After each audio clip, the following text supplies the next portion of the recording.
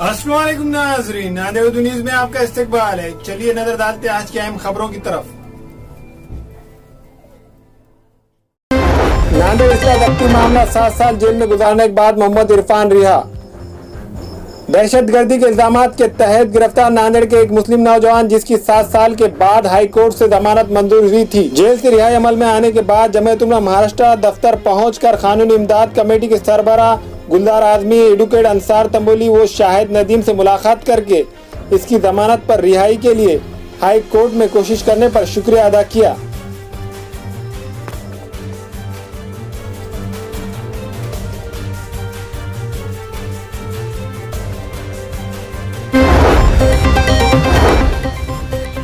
रुकने असेंबली राजेश मिश्रा की बेटी साक्षी मिश्रा ने एक दलित नौजवान से शादी करने के बाद कहा कि मैंने गलती तो की है, लेकिन ऐसे हालात हो गए थे इसलिए मुझे ऐसा करना पड़ा। पापा मुझे माफ कर देना। बता दे कि साक्षी ने दलित नौजवान से 4 जुलाई को मंदिर में शादी की। घर को याद करते हुए साक्षी मिश्रा ने फूट फूट कर रोने लगी। साक्षी मिश्रा ने रोते हुए कहा कि मम्मी आप दवाई खा लो और जल्दी ठीक हो जाओ, और साथ ही कहा कि आप बेटा और बेटी को एक जैसा देखे, आप लोग अपनी सोच बदले। यही कहना चाहूंगी कि मैं पढ़ना चाहती थी और मेरे बहुत सारे सपने थे। मैं उनको बोलती थी कि ठीक है आप मुझे बाहर नहीं भेजोगे तो आप अपने साथ ऑफिस पे बैठा के काम करवा लिया करो मुझसे, मैं भी लोगों की प्रॉब्लम सुनूंगी जैसे विक्की लोगों की प्रॉब्लम सुनता है। लेकिन पापा ने कभी मेरी चीज़ों को सीरियसली नहीं लिया क्योंकि मुझे घर से ही नहीं निकलने दिया। और अब मास कम्युनिकेशन मुझे कराया तो वो भी इतना अजीब कॉलेज था कि जहाँ पर मोबाइल फ़ोन अलाउ नहीं था और मतलब बहुत ज़्यादा बाउंडेशन थी। उनको भी लगता था। बस पापा को यही बोलना चाहूँगी कि प्लीज़ अपनी सोच बदल लो और जितनी इम्पोर्टेंस आप विक्की को देते हो हर काम में उतनी इम्पोर्टेंस आप मीनू को और मुझे भी दो। ऐसा नहीं मैं ये कदम कभी नहीं उठाती, लेकिन आपको तो पता भी नहीं होता था कि आप चले जाते थे ऑफिस में, आपको पता भी नहीं होता था कि विक्की मुझसे क्या क्या बोलता था। मम्मी मुझसे कितना गलत बोलती थी, मारते थे वो लोग मुझे। तो आपने तो कभी ऐसा कुछ रखा ही नहीं कि हम ये सब बता पाए आपको। तो बस मैं यही बोलूँगी कि आपके माइंड में अगर ये चीज़ है कि लड़की के कुछ करने से ही इज्जत जाती है तो आप गलत सोचते हो। अगर लड़का भी कुछ गलत करेगा तो उससे भी इज्जत जाएगी। और ऐसा नहीं है कि विक्की के बारे में लोग नहीं जानते, सब जानते हैं कि वो क्या है और क्या नहीं। बस मैं इतना ही बोलना चाहूँगी कि अपनी सोच बदल लो। अगर आप एक एमएलए हो और मतलब बाहर की दुनिया को आप ये दिखाते हो कि आप बहुत मॉडल फैमिली से बिलोंग करते हो। पापा हाँ बताओ कैसे हो? ठीक है मुझे माफ कर देना। ठीक है आप बेटा जहाँ रहो खुश रहो, बाकी मुझे कुछ कहना नहीं है। आपने मुझे लेटर लिख के किया है और मैंने कल ध्यान भी दे दिया। आप जहाँ भी हो खुश रहो। ठीक है धन्यवाद।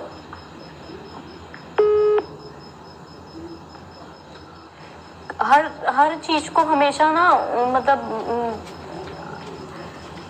हम हर चीज को उन्होंने गलत तरीके से देखा है हमेशा। मतलब मैं अगर अपना पॉइंट भी रखना चाहती थी कभी कि ऐसे नहीं ऐसा है, ऐसे नहीं ऐसा है, और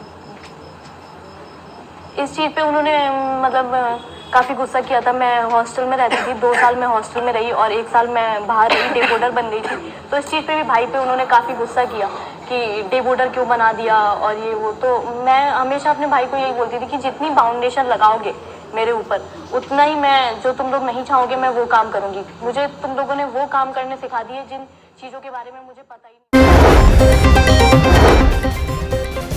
तेलंगाना के निर्मल में उलमा इकराम ने की पहल, लिया बड़ा फैसला। तेलंगाना के शहर निर्मल के मसाजिद के आइमा उलमा इकराम और मजहबी तंजीमों के जिम्मेदारान का इजलास मुनक्कद हुआ। मौलाना अब्दुल अलीम खासमी नायब खाजी निर्मल ने कहा कि शादी को इस्लाम में इंतहाई सादगी से अंजाम देने की ताकीद की गई है, लेकिन आज मुसलमानों ने दुश्मनाने इस्लाम के नक्शे कदम पर चलते हुए देर रात शादी खानों में डीजे लगाकर नाच गाना करते हुए खुशी के मौके को माशरे का बदतरीन फैशन बनता जा रहा है। पहली फुर्सत में इस पर रोक लगाना बेहद जरूरी है। जमीयत उलमा जिला निर्मल के जनरल सेक्रेटरी मुफ्ती इलियास अहमद खासमी ने कहा कि ऐसी हरकतों पर रोक लगाने के लिए पूरे उलमा वो हफ्फाज और आइमा मसाजिद को एक जरूरी और अहम कदम ये उठाना होगा वो बाज़ाब्ता तौर पर यह ऐलान करे कि नाच गाना इस्लाम में हराम है, इसलिए जहाँ डीजे होगा या जहाँ मौसीकी और रक्स होगा हम लोग अमली तौर पर ऐसी शादियों का बायकॉट करेंगे।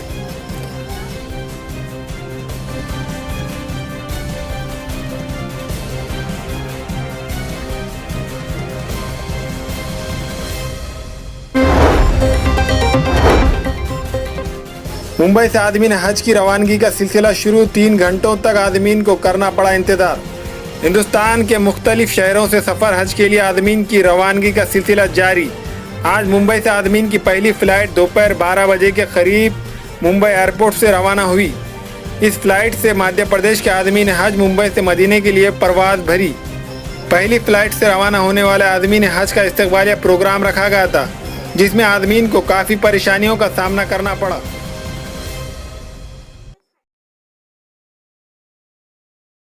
गर्मी तो हो रही है, लेकिन क्या करें, अब सहन करना पड़े थोड़े, तो 2 घंटे हो करीबन। हाजियों को उम्मन 6 घंटे पहले टर्मिनल पे बुलाते हैं और आज भी हाजी 6 घंटे पहले ही आए हैं। यहाँ आने के बाद उनको हाजियों को नाश्ता कराया गया और यहाँ थोड़ा सा क्योंकि पब्लिक ज्यादा हो गई थी, थोड़ी सी गर्मी हो रही थी, पंखे वगैरह चल रहे थे, लेकिन हाजी साहिबान को वेलकम करने के लिए सारी ये जिम्मेदारान आते हैं, सब लोग मुबारकबाद देते हैं। एक इस्तकबालिया प्रोग्राम होता है, एक रस्म है जो चल रही है। थोड़ी सी तकलीफ हाजी को, हाँ हाजियों को थोड़ी तकलीफ होती है, उसके लिए हम माजरत चाहते हैं, लेकिन ये एक सिलसिला है जो वेलकम का हर जगह पर पहले मार्केशन में सब लोग खुशी खुशी हाजियों को वेलकम करना चाहते हैं और ये इसको कम से कम करना चाहिए, लेकिन अभी इसमें वक्त लग जाता है। हमारे यहाँ मुख्तलिफ कंपनियों के इलेक्ट्रॉनिक्स और प्लास्टिक के तमाम सामान और फर्नीचर दस्तियाब है। एक मरतबा तशरीफ लाकर खिदमत का मौका दे। प्रॉपरेटर हाफिज मदरुल्लाह बेग, अदर Baig, Albarkat home appliances, furniture and electronics, टायरबोर्ड, दिगलू नाका, नांदेड़। दाखिलों के लिए डोनेशन नहीं, वाजिबी फीस, आला तालीम याफ्ता व तरबियत याफ्ता अमला, school bag, uniform, books school की जानिब से दिए जाएंगे। बाउंड्री वॉल, पार्किंग की सहूलत और वॉचमैन। स्कूल का वक्त सुबह 9 बजे से 12:30 बजे तक। दाखिलों के लिए उजलत कीजिए। बचपन pre primary English school, Ubaid residency, Maltekri road, Nanded. Nanded Urdu news YouTube channel को सब्सक्राइब जरूर करें और बेल आइकन को क्लिक करें। बेल आइकन को क्लिक करने से होगा ये कि आपको लेटेस्ट न्यूज़ अपडेट की नोटिफिकेशन मिलती रहती है।